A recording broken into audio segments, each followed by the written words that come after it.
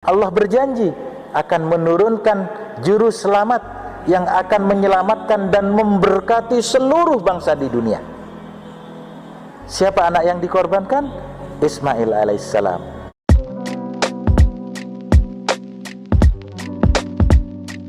Assalamualaikum, selamat datang kembali di channel ini. Kali ini saya akan membahas seorang ustadz yang mana dengan beraninya dia merubah firman Tuhan sesukanya saja, seenak jidatnya sendiri yang hitam itu guys. Dia merubah seakan-akan mungkin dipikir orang Kristen itu bodoh dan gak bisa ngerti apapun. Padahal kalau cuman perubahan narasi, anak-anak kecil juga tahu semua guys.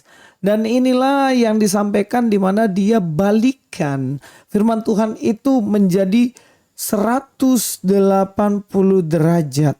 Dia rubah guys. Sama sekali dia rubah. Dia klaim dia rubah. Dan ini benar-benar ya keterlaluan sih kalau menurut saya. Mari kita langsung aja nonton videonya.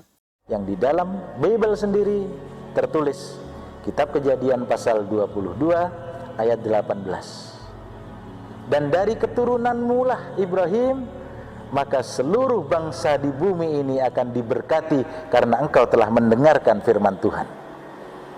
Ketaatan Nabi Allah Ibrahim diganti oleh Allah.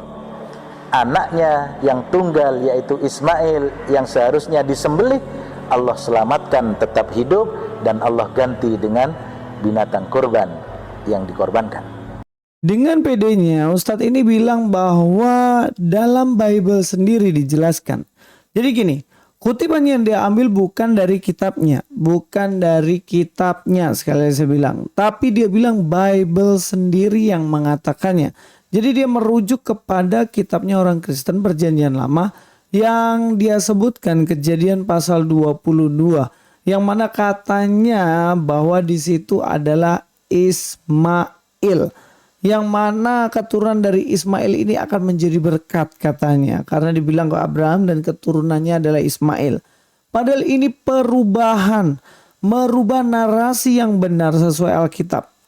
Seharusnya dibilang di situ bukan Ismail tapi Ishak. Tapi dia rubah. Jadi kalau nipu kayak nipu anak kecil gitu loh. Dirubah narasinya. Dipikir gampang dibohongin. Padahal kan udah jelas-jelas di situ Ishak. Kita akan bahas dan kita akan buktikan. Kalau Bapak ini memang benar, silakan tanggapi video ini. Buat video yang benar menurut Anda dengan bukti yang valid. Terutama seperti yang Anda sebut.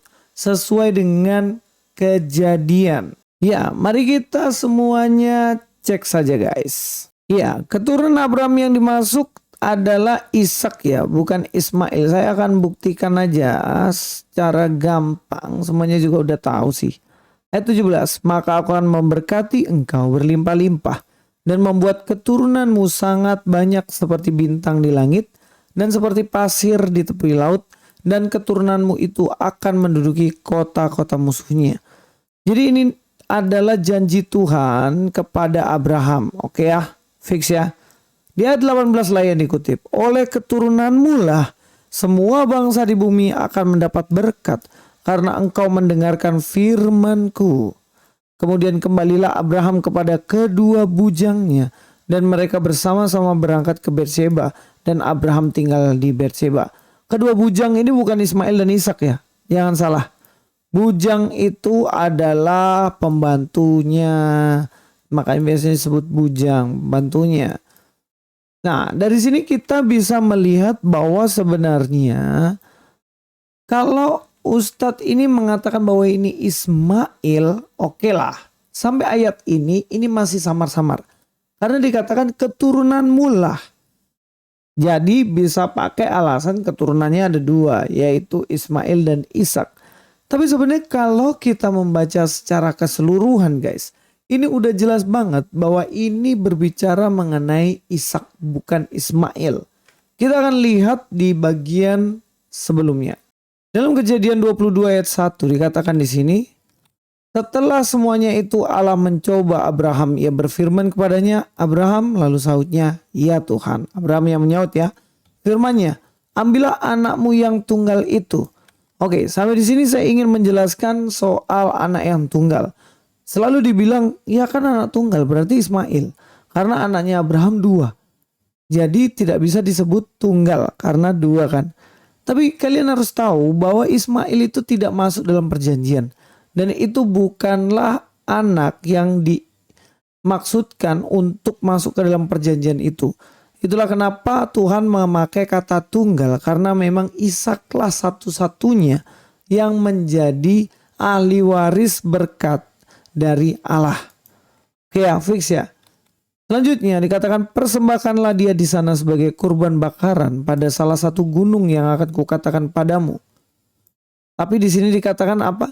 Yakni Ishak yang tunggal itu yang engkau kasih, yakni Ishak yang akan dipersembahkan di gunung.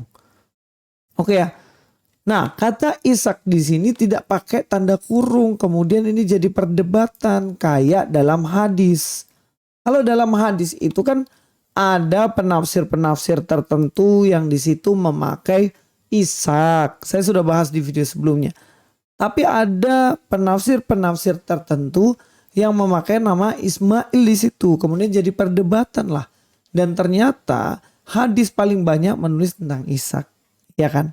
Tapi di Indonesia udah terlanjur Ismail, ya udah Ismail aja, gitu kan? Tapi kalau kita lihat dalam bagian ini tidak ada tanda kurung. Tapi benar-benar sini adalah Ishak. Sehingga keesokan harinya pagi-pagi bangunlah Abraham. Ia memasang pelana keledainya, memanggil 2 orang bujangnya beserta Ishak. Jadi 3 orang ya anaknya. Nah, saya bilang tadi di sini tidak ada tanda kurung. Ya, kalau dalam bahasa Ibrani-nya kita sendiri tahu di sini dikatakan Asher, Afta, et Yishak. Jadi memang ada dalam bahasa Ibrani-nya disebut Ishak, tidak memakai kata ganti orang ketiga, misalnya dia. Nah, kalau ada kata dia mungkin masih bisa menjadi perdebatan karena dia ini bisa Ismail dan bisa Ishak. Tetapi di sini langsung dikatakan Asher, Afta, et Yishak. Jadi udah nggak bisa lagi dipungkiri bahwa ya sebenarnya anak di sini yang mau dikorbankan adalah Ishak. Jelas ya.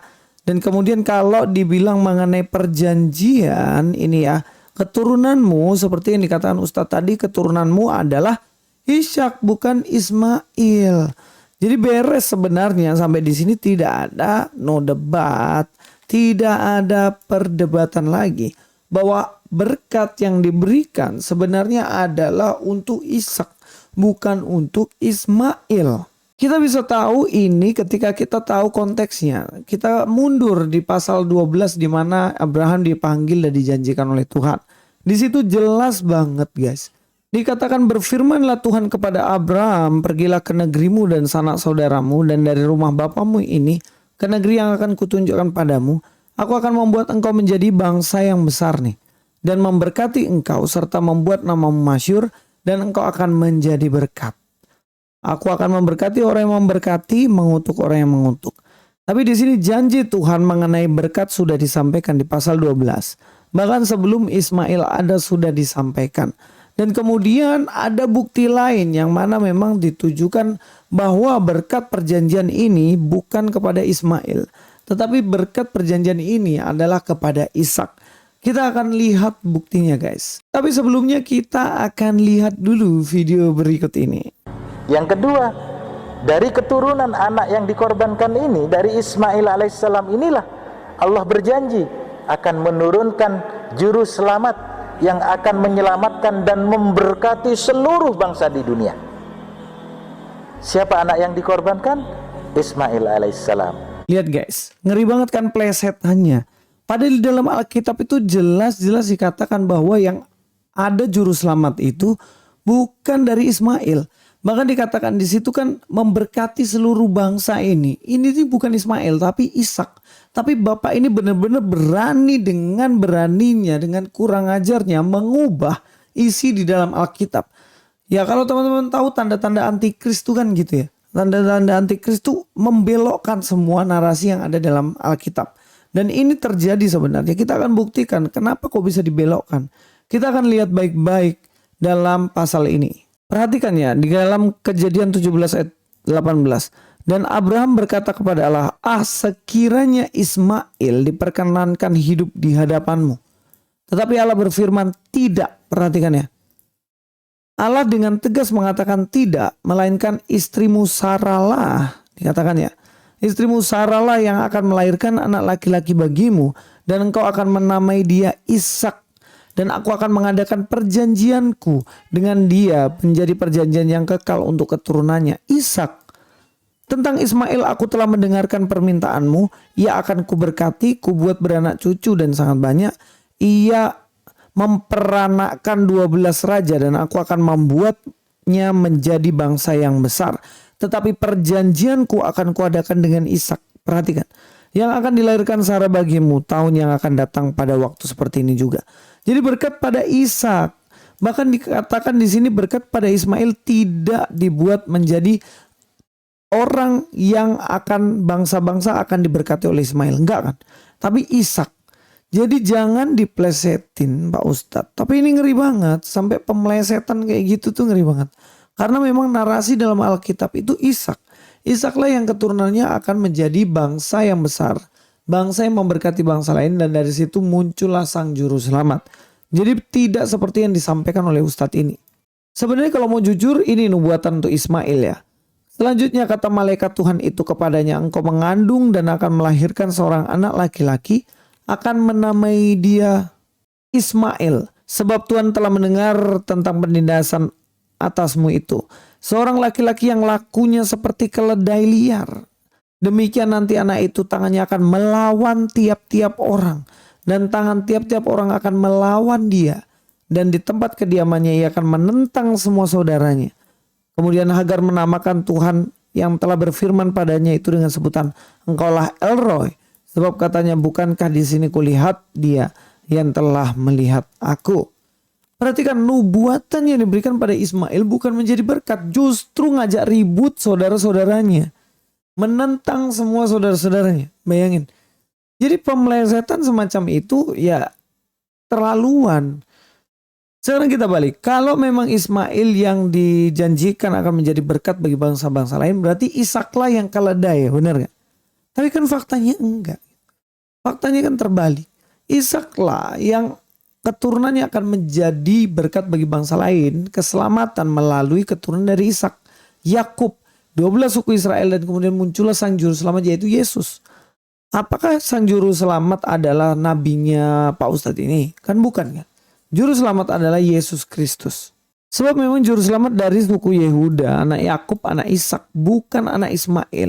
Yakub bukan anak Ismail, Yehuda bukan anak Ismail. Dalam Kejadian 49 ya, dikatakan di situ, tongkat kerajaan tidak akan beranjak dari Yehuda ataupun lambang pemerintahan dari antara kakinya sampai dia datang yang berhak atasnya, maka padanya akan takluk bangsa-bangsa. Dari Yehuda, siapa? Ya, dari Yehuda yaitu Yesus Kristus. Yesus kan keturunan Yehuda. Dia dari suku Yehuda. Dia dari Bethlehem, keturunan Daud. Sudah jelas. Mau diplesetin model bagaimanapun, jelas nggak bisa. Karena fakta dan bukti ribuan tahun sebelum Nabi Anda lahir, agama Anda lahir, sudah terpampang jelas. Bahwa juru selamat itu dari keturunan Yehuda. Keturunan Yakub, keturunan Ishak, bukan dari Ismail. Sampai ketemu di video selanjutnya. Luis Prasetyo sini. God be with you all.